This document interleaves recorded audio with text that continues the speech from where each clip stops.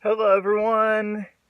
It is week 2 of my record show and tell, and actually, I am this week. I'm hoping on Valentine's Day, I'll have my new program up. It's called the DLB List, and the DLB List is like I said in the past video, is kind of my own take on the nurse with wound list, but it's going to be like a program, and I get a little more into that later. But I wanted to get into some more records. So you may be wondering why I have these fake Gucci sunglasses on with a cowboy hat.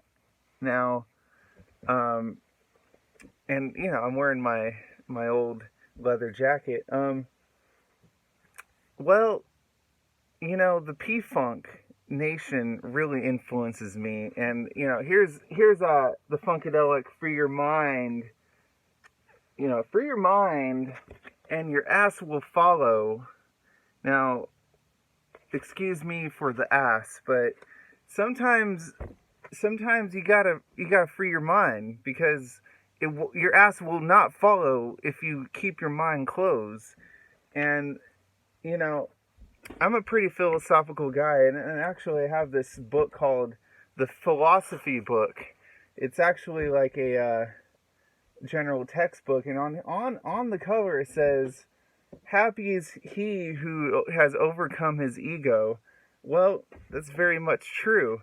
Love does not come from the head; it does not come from the mind, and we have a very hard, we have a really hard time with that. But so with the Funkadelic "Free Your Mind, Your Ass Will Follow," it was released in 1970, and there was another record that George Clinton, he's the leader of the Funkadelics, but he's also the leader of Parliament, and he had two bands going on at the same time. The Parliaments were like were a doo-wop group originally, but he ended up being like a vocal soul group, and so he wanted to release like a psychedelic kind of rock and roll band, influenced by the Hendrix and the Sly and the Family Stone, and so he did the Funkadelics, and this record is just killer. I would say my favorite tracks is, the title track "Free Your Mind, Your Ass Will Follow," but also "Funky Dollar Bill" and "Some More." "Some More" is really, really funky. Now, funk is a big thing into my sound, but I am also, I call a certain kind of type of my music alien funk, cosmic punk, and I kind of blend a little bit of a little bit of this funkadelic kind of early psychedelic, early 70s psychedelic sound with some like modernism with electronica, and then I got like some like Iggy Pop kind of aggressive vocal arrangements, and it kind of delves into a lot of different scopes, because I'm really into like no wave and stuff like that too. But stylistically, I don't know where I'm at, but I like to dress kind of like I'm from the late 60s, because it kind of has I like the groovy vibe. Now, next record, last record I talked about the Residents. Well, the Residents had a guitar player, and his name was Snakefinger, and this record was his last record. This is Night of Desirable Objects. Now, there are many desirable objects. Now, again, with your ego and stuff, and your wants and your needs and your necessities and all those things, you can get into some dark areas, and at least Snakefinger, with some of these songs here, he's pretty real with his life. some great tracks on this record is "There's No Justice in Life." Yeah, there in this reality, there's much injustice, I would say, but you gotta the way with justice is that you gotta find it from within. All these things in our reality are most of it's illusion, and most of it's going to really break your heart. So I will say, boys and girls, cats and dogs, whatever you may be, don't get too hard on yourself, because really most of it is not in our control. Um, yeah, another one is the Golden Cane. The Golden Cane is like this really like epic, like it's a pretty long track, but it's kind of like it has this like Prince kind of vibe. It kind of has that alien funk thing, definitely. I would say Snakefinger. Here's the band. They kind of do they get funky, but they also get very they get even religious on this record. They do a rendition of "Jesus Gave Me Water." It's a really good one, and a tragic love song, and this will be on my program. What is love to you? Now, probably not on this first episode I'm doing on the Dee El Bee List, but um, yeah, what gave myself to you is like it's a tragedy. It's a real tragedy, and I would say that I've had that happen to me.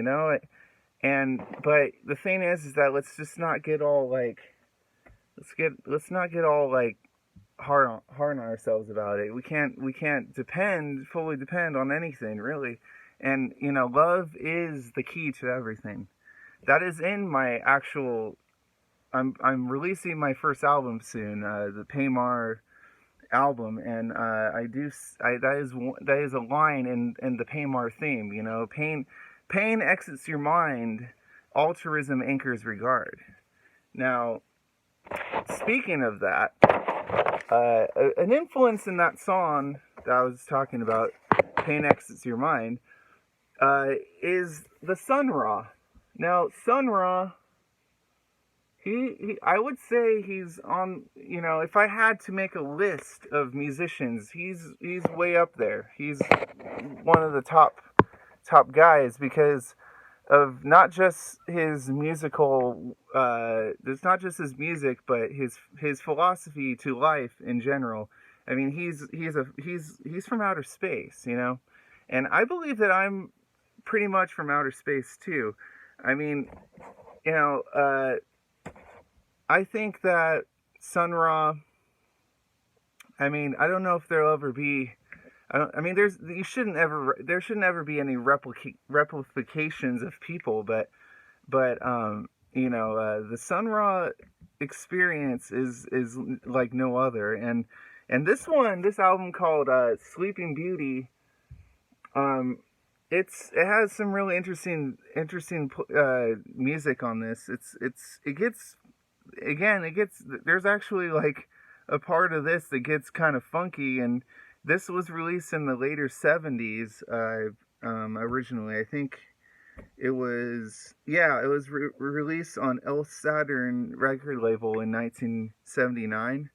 11/1, actually, that's a very important, 11/1 is kind of an important date for me, because my life path is 11, and he actually did an album in the mid-70s called 27-11 Discipline.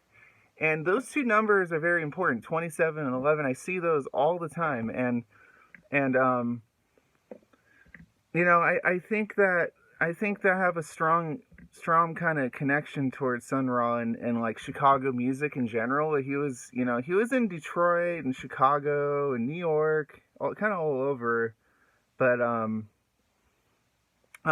there's 3 actual tracks on this album. There's Springtime Again, Door of the Cosmos, which I think is the jam on this, and then on the second side the whole side is Sleeping Beauty. So these are really long pieces. I think I'm sure there's over 40 minutes of music, and he him and his ensemble. There's like, let me count, 1 2 3 4 5 6 7 8 9 10 11 12 13 14 15 16, 17, 18, 19, 20, 21, 22. There's 20. There's actually 27 members in the orchestra here. He's calling it on this record it's Sun Ra and his Intergalactic Myth Science Sorrel Orchestra. That is a mouthful. Now, I mean, he's an earful, and he's a mouthful, and he's also full of much spirit. And you have to be kind of like, you have to be ready for the Sun Ra experience. Now, we're going to go into a different era of music.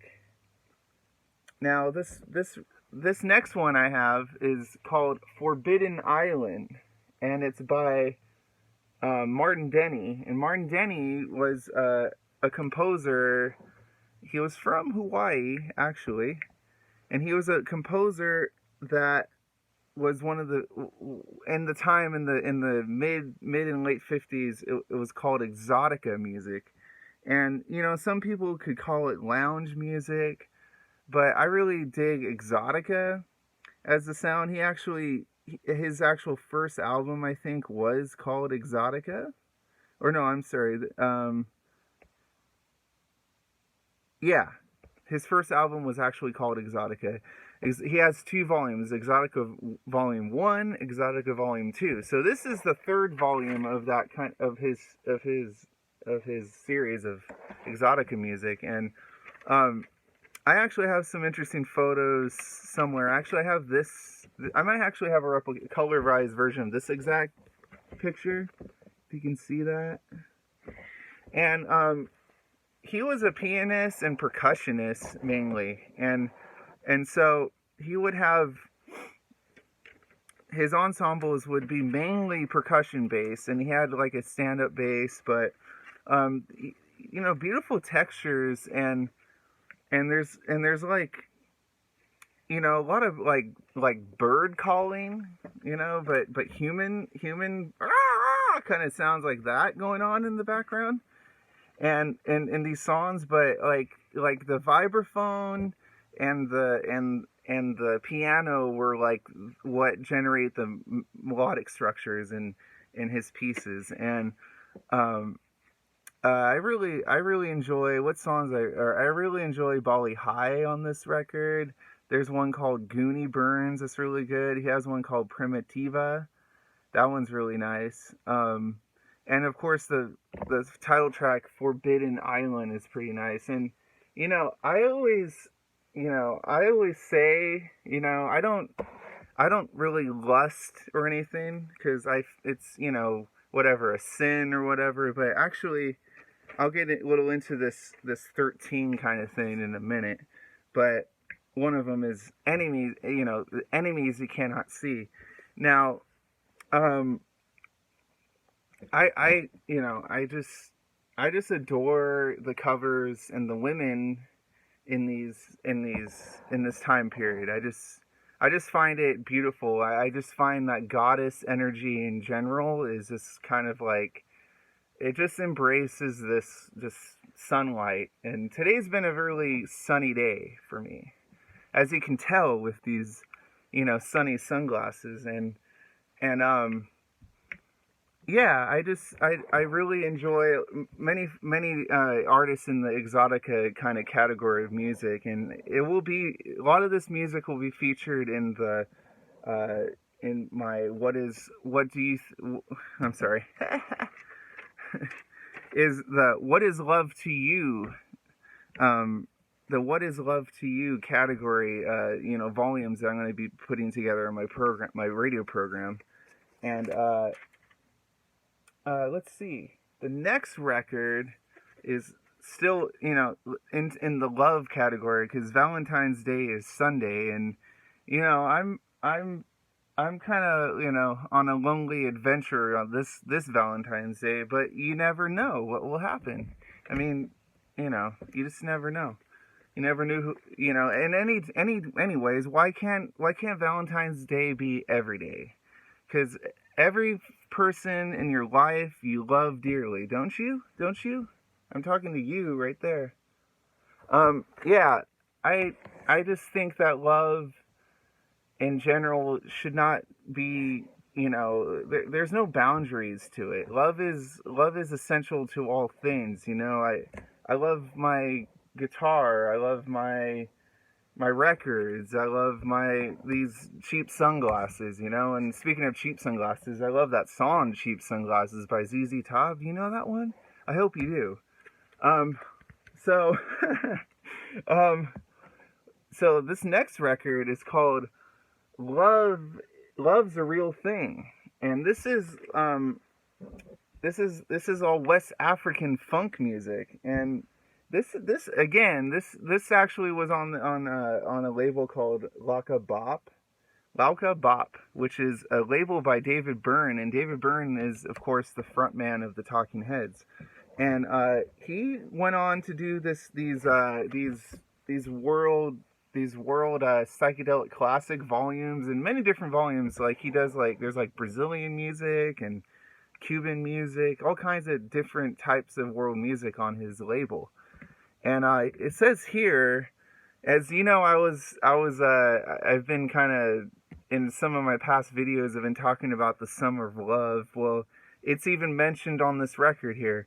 So here's a little note by an artist named Ronnie Graham. It says here, delve deep into West Africa's decade-delayed, funky, polyrhythmic take on psychedelia, from the Gold Coast to Cameroon, traversing the territory of Jimi Hendrix. Whoa, Jimi Hendrix and James Brown. This album is an African assimilation of the psychedelic revolution. Distorted, political, hallucinogenic, and of course danceable. It has to be danceable, baby. And thousands of miles from this summer love's utopian origins, yet somehow not so far away. And that's, really, nothing is, I don't, distance is distance, but energy is like essential. It's right here. Like I could feel something that's going on, like from someone else that might be going on like thousands of miles. I know plenty of people. Over the years, I have like a great friend in Japan and some people in New York and people. There's people I love everywhere, and you know, it's interesting how you could just kind of feel it all. You can just feel it all. You can just feel the energy. You can even feel things that aren't even happening yet. And I'm a strong believer of time traveling, so I feel that I really time travel into this like 60s, 70s kind of like deal, but there's so many other directions musically that I crave. I love like death metal. When I was like 15, I would go and see death metal bands, and like the Cattle Decapitation, and there's like this other group called Necrophagus from Sweden, I believe, or they're a Scandinavian band. Like all the different energies, and like dark, light. I love groovy stuff. I love jazzy things. I love psychedelic things. I love exotica. I like pipe organ music. I love modern classical music.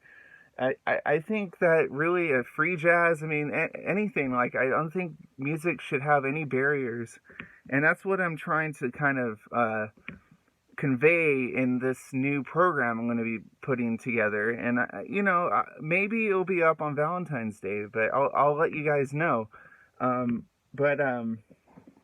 Yeah, actually, on the love department, I also want to talk about what is going on behind me. You may be like, what is that weird background? Well, this is my childhood room. Actually, I just moved back to stay with my pops for some time, and I'll probably always have like a little room here, and yeah, this is kind of this room is actually where I started like all of my music. Like I had my drum set in here and my guitar, and I would just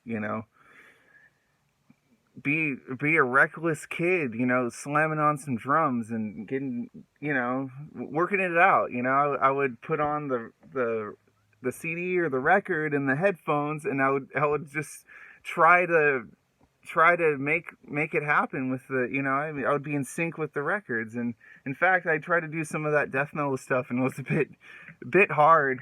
um yeah, so in here is like these walls back here have not, they don't have any paneling on them right now. It's just the insulation. And it's funny that what's funny about the insulation is that the number 13 is all over it. And I just I came across like a meme today about 13, and how there's like 13 enemies that you cannot see within yourself. And it's like ego and all, and hate and all those things. And and it's funny because I'm really I'm a spiritual man. And I really work hard on myself. And I try to work on my self-love as much as possible, because I've gone through a lot of different things, and we all have, in different shades and different intensities. And I life is tragically beautiful, yet let's not let the bad things take over at all. And I think that, I mean, it depends on your strength. And so I really strive that everyone work on their strength. And also, what's funny about 13, I was talking to a friend, Harmony, the other day, and she told me, and I forgot about this, that it's like the goddess energy. So I feel like I was destined to be in this room to focus on the goddess energy of the world. And I, like, goddesses are everywhere. And I love many goddesses. And I mean, but it's also above. It's the sun, it's the moon. And I'm a moon child, and there's also 13 moon cycles within a year. So it's all interconnected. It also, if you study the tarot, number 13 in the tarot, like the 13th card, is the death card. And the death card isn't necessarily a bad thing. And funny thing about death is that there's a lot of, it's been a lot of death lately, but physical death. But also, I think that there's also been a lot of spiritual death. There's overall, I've been examining and observing that like a lot of bad energy is lifting off of us. Like, and there's gonna be a rebirth of like a new light, of a new like energy of creativity, and I like a renaissance almost. And I feel like that, I like technically we've been very advanced as a culture. But I think in here, in the heart space, it really needs to be more like connected. And I mean, we have, it's so easy for us to connect on, like, with social media and texting and cell phones and all that. But like we don't really like, it also inhibits us to like connect, like, through our heart space. Like, we need to like let go of like what we think is important, because what's really important is relationship. Relationship in many forms, and it's what separates us. But we're really not separate, actually. Like, I'm like an avid listener of both Alan Watts and Krishnamurti talks on YouTube, and I have some of their books too that I read. And even David Lynch has some interesting kind of perspectives on philosophy. And I mean, there's a lot of different folks doing some really interesting things with in the modern philosophy world. And I feel like I have this book here, this textbook that I'm kind of like, I kind of scroll through. I do a lot of like I do a game with myself where I like I close my eyes and I open like on a page, and I see in whatever page I turn on, it's like there's something relevant about it. So here he says, "Man is something to be surpassed," and that's a Nietzsche quote. And it goes straight to the mind. See, you see how magical that is. We're like talking about, earlier about how we need to, get out of our minds a bit, like free your mind, your ass will follow. Well, same deal with Nietzsche. It's like, man needs to surpass his brain, and we really do, because torment, like, it's self-inflicted usually, and how we when we project things violently to another person, it's because we're unhappy. So I really think that everyone should really, really strive to work on their happiness before they can even give to another person. And, so again, the goddesses are above us telling us what to do, and the stars and the moon. And tonight's a new moon, so the new moon told me to say these things. And, I there's no script here. I mean, I have some notes here, but like, you see me reading off a piece of paper? No. So don't read off a piece of paper, because life's a big improvisation. And my mom's a lit professor, and she's very much in the she's very much in the writing. I am too. I write in my own way. I write poems. And some of my poems will be on the radio program, on the Dee El Bee List. And they'll eventually be some paid Marsons, too. But I feel like that if I just read them like as is, without the music, as like just like that version, that interpretation of it, that maybe it will a bit different than a production. So, but anyways, I will leave you on that note.